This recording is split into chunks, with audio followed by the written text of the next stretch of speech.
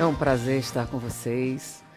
Nós vamos abordar um tema que é muito ventilado, mas que sempre costuma ter os mesmos problemas, as mesmas dúvidas. Eu sou médium. Como é que eu sei que eu sou médium? Se eu sou, se eu não sou? Todo mundo é médium? Então as perguntas continuam se multiplicando, apesar de tanto falarmos sobre esse assunto. A maior parte dos problemas que nós temos quando abordamos uma ideia se refere a duas palavrinhas. Mas antes, um pensamento de Proust, antes de a gente começar a falar sobre mediunidade, né? Existe um pensamento de Proust que me agrada muito. Eu uso em várias circunstâncias. A verdadeira viagem do descobrimento consiste não em ver novas terras, mas em ver com novos olhos. Qual é a proposta? Quando nós achamos que já sabemos tudo, não estamos abertos a novos conhecimentos. Então, no momento em que nos colocamos abertos a olhar alguma coisa com um olhar diferente, nós podemos ver novas vertentes, novos aspectos de um assunto que nos parecia esgotado, que nos parecia totalmente definido. E, como é uma palavra que dá muitos problemas, começamos com conceito. A maior parte dos problemas de significado tem a ver com conceito. Do que estamos falando exatamente? Então, quando a gente pensa mediunidade, eu acho que mediunidade é uma determinada coisa. Então, quando nós pensamos a respeito do que achamos que alguma coisa é, ou do que achamos que uma coisa significa, isso se chama conceituar. Então, conceito é uma ideia que a gente tem a respeito de alguma coisa. Então, é uma palavra, mas a palavra seguinte muda um pouco. Qual a diferença entre conceito e definição? Definição é quando você delimita um conceito de tal maneira que ele não se confunde mais com nenhuma outra coisa. Então, conceituar é achar que sabemos o que alguma coisa é. Definir é dizer de tal maneira que ninguém mais vai confundir esse conceito com outro conceito. Então, a base de qualquer ideia, de qualquer discussão, de qualquer diálogo, deveria ser conceituar e definir alguma coisa. Então, nossa proposta hoje é a gente definir e conceituar mediunidade, médium e o significado disso. Então, conceituar e definir significa exatamente o quê? Que é a proposta filosófica do Espiritismo, né? Que vem a ser ir além das aparências, apesar das aparências, questionar profundamente alguma coisa. Então, vamos tentar fazer com que a mediunidade deixe de ser uma ideia e se torne um conceito bem definido na nossa mente. E a gente vai usar, para falar sobre isso, um livro que é o Livro dos Médiuns. Nós vamos usar o Livro dos Médiuns e vamos tentar, então, conceituar a mediunidade. E a gente começa com uma palavrinha que a gente usa sempre, né? Fenômeno mediúnico. Então, toda vez que a gente começa a falar, a gente fala fenômeno mediúnico, fenômeno para cá. O que é que significa fenômeno? Fenômeno é qualquer coisa que chame a atenção dos nossos sentidos. Tanto que a gente chama Ronaldinho Fenômeno. Por que a gente chamava Ronaldinho Fenômeno? Porque no meio dos jogadores ele chamava a atenção. E o apelido pegou fenômeno. Então, por exemplo, chover é um fenômeno meteorológico. Porque quando chove, chama atenção, todo mundo percebe, principalmente as mulheres que fizeram escova progressiva, né? Choveu, ai, meu cabelo chamou atenção, é um fenômeno. É um fenômeno meteorológico. Chover, nós estamos em São Paulo, né? Chover é normal em São Paulo? É um fenômeno perfeitamente normal. E granizo, já experimentaram uma chuva de granizo alguma vez? Quem já vivenciou? Chuva de granizo, vivenciaram, né? É normal chover granizo em São Paulo? Não? É um sinal do apocalipse? O fim do mundo? Não. Chover é um fenômeno meteorológico normal. E chover granizo também é um fenômeno meteorológico normal. O que acontece? A gente está confundindo duas palavrinhas. Normal com comum. O que significa normal? Normal significa que esse fenômeno está dentro das leis que o regem. Então, o que seria um fenômeno meteorológico normal? Então, chover é um fenômeno meteorológico normal em São Paulo? Sim, porque dentro das leis que regem o clima nessa cidade, é possível chover. Logo, se chover, é um fenômeno normal. E o granizo também pode acontecer? Sim. Dentro das leis que regem o clima, o granizo é um fenômeno normal. E neve? Dentro das leis que regem o clima, nevar em São Paulo é impossível. Então, se começar a nevar, vai sair todo mundo para olhar. É um fenômeno o quê? Anormal.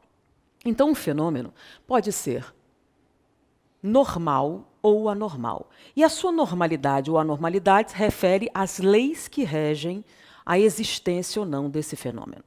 Porém, um fenômeno normal pode ser comum ou incomum. Então, comum ou incomum se refere à frequência com que um fenômeno acontece. Agora, um fenômeno anormal, necessariamente, ele só vai acontecer se nós interferirmos nas leis normais. De maneira que ele será incomum. Sem interferência, ele não acontece. Ou seja, só é possível acontecer se nós interferirmos. Por exemplo, se nós pulverizarmos sais de prata na atmosfera, a gente pode fazer nevar. Será uma neve artificial. Então, um fenômeno, se não está dentro das leis, para ele acontecer, terá que haver alguma interferência. Então, um fenômeno pode ser normal ou anormal, e dentro dessas leis pode ser comum ou incomum. Mas nós temos um fenômeno que não deveria acontecer. Eu tenho na minha mão um controle. Se eu soltar esse controle, o que vai acontecer? Ele vai cair. E se eu fizer a experiência de novo, eu pego e solto de novo, ele vai cair. Todas as vezes que eu soltar, ele vai cair. Que lei é essa? Lei da gravidade. É uma lei até universal aqui. Se de repente eu solto, em vez de cair, ele dá uma voadinha, dá um passeio pelo estúdio, seria um fenômeno normal? Tem uma explicação dentro das leis naturais? Não.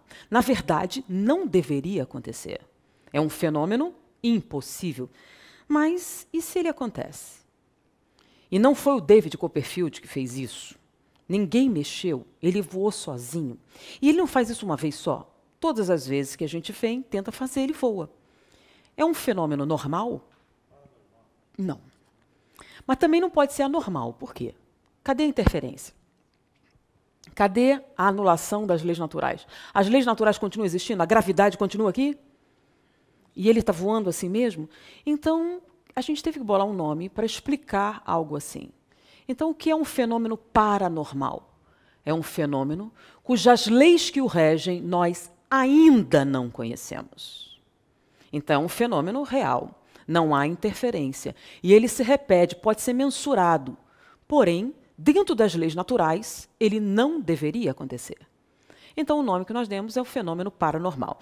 Porque se nós pensarmos em 1220, você pega um pente, esfrega e atrai papelzinho. Seria um fenômeno o quê? Sobrenatural. Você podia muito bem ser queimada na fogueira. Mas hoje é um fenômeno o quê?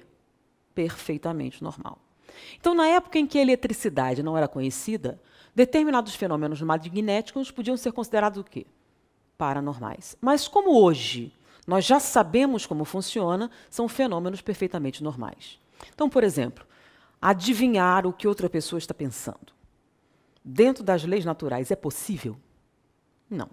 Porque a comunicação não física entre mentes, esse nome, não física, é impossível. A única forma de comunicação seria a comunicação por vias físicas. Como o pensamento ainda não foi reconhecido, não podemos mensurá-lo, não temos o equipamento para detectar, então, teoricamente, nós podemos supor que ele seja explicação para a telepatia. Mas nós identificamos o pensamento? Não. Então, telepatia é um fenômeno paranormal. Porque ele existe. Nós podemos ver a sua incidência na população, nós podemos medir a sua existência, porém não temos nenhuma explicação do porquê ele acontece. Não há maneira disso, então é um fenômeno paranormal. No dia em que a ciência determinar a onda do pensamento, puder mensurá-la, puder avaliá-la, deixa de ser um fenômeno paranormal para ser o quê? Um fenômeno perfeitamente normal. Então, os fenômenos ficam, então, reconhecidos da seguinte maneira. Nós temos o fenômeno normal, o fenômeno anormal, que seria uma estrutura artificial, e o fenômeno paranormal. Então, o fenômeno paranormal é aquele cujas leis que o regem nós ainda não conhecemos. Os fenômenos paranormais podem ser chamados anímicos ou mediúnicos. Anímicos vem de ânima, que significa alma. Então, a alma é o espírito encarnado. Então, um fenômeno da ânima é um fenômeno que nós fazemos pela ação da nossa vontade. E o que chama-se fenômeno mediúnico é aquele cujo agente está fora da matéria, é o espírito. Então, o fenômeno paranormal anímico é feito pela própria pessoa, pela alma, e o fenômeno paranormal mediúnico é feito pelo espírito, usando o concurso do médium. Mas paranormal, vamos especificar, é aquele cujas leis que o regem nós não conhecemos. Por exemplo, entre vocês estão na plateia, quem já assistiu pelo menos 100 filmes falados em inglês com legendas em português? Tem alguém aqui que já viu pelo menos 100? Então, você fala inglês? Não. Então, você garante que não fala inglês e já viu pelo menos 100 filmes em inglês com legendas em português. Se eu colocasse você em transe hipnótico e perguntasse alguma coisa para você em inglês, por incrível que pareça, você entenderia perfeitamente bem. Seria um fenômeno paranormal? O que seria? Não tem explicação. Tem alguma explicação para uma coisa como essa? E é uma coisa que a gente pode testar. A gente pode repetir isso em algumas situações e demonstra. Qual a explicação? Tem uma? Tem. Se você assistiu pelo menos 100 filmes falados em inglês com legendas em português, o seu inconsciente está saturado de quê? Da informação necessária para você processar a mensagem. Quando você está em transe hipnótico, o seu consciente não está absolutamente no controle. E o inconsciente, então, pode se manifestar. Então, eu falo com você em inglês e você me responde perfeitamente bem em português. É um fenômeno paranormal? Não. É um fenômeno perfeitamente normal. É um fenômeno anímico normal do inconsciente. Da mesma maneira, se nós, por exemplo, quem aqui leu o Guarani de José de Alencar? Teve alguém? Leu? A escola, naquela época? Vamos lá. Então, vamos ver. Quem Machado de Assis. Isso, ok. Machado de Assis, você leu. Então, digamos que eu pergunte a você. Você podia escrever aqui num papel para mim, por exemplo, o segundo parágrafo do terceiro capítulo de Memórias Póstumas de Brás Cubas? Não, mas você leu o livro. Mas não vai poder fazer? Você afirma que não. Mas se eu coloco você em transe hipnótico e peço, você psicografa para mim direitinho. Por quê? É um fenômeno paranormal? Não. É um fenômeno perfeitamente explicável. Se você lê o livro, ele está onde? Nos arquivos do seu inconsciente. O que é um transe hipnótico? Você faz uma situação neurológica, você adormece o consciente e nós podemos acessar os arquivos do inconsciente. O nome disso é criptomnésia. Criptomnésia não é um fenômeno paranormal, é um fenômeno anímico perfeitamente normal.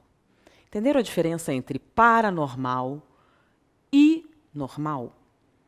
Então, agora, falar inglês você pode. Agora eu peço, quem aqui assistiu pelo menos 100 filmes falados em árabe com legendas em português? Então, se por acaso em transe alguém começar a falar árabe, tem explicação? Tem alguma forma de a gente explicar isso? Não.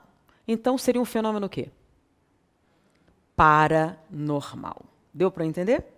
Então, falar inglês pode ser perfeitamente natural. Agora, árabe, alemão ou algum idioma que você não tenha contato suficiente, aí não existe uma explicação natural que justifique, deixa de ser um fenômeno normal para ser um fenômeno paranormal.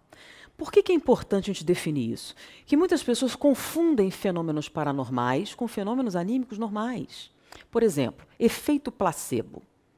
É um fenômeno paranormal? Nós reconhecemos. O que é isso? Eu pego água destilada, ponho um corante e afirmo para você que é um remédio. Você toma e sua dor de cabeça melhora. É um fenômeno de cura paranormal? Autossugestão. Ou seja, tem uma explicação plausível? Temos uma explicação plausível. É um fenômeno o quê? Normal. É um fenômeno anímico normal.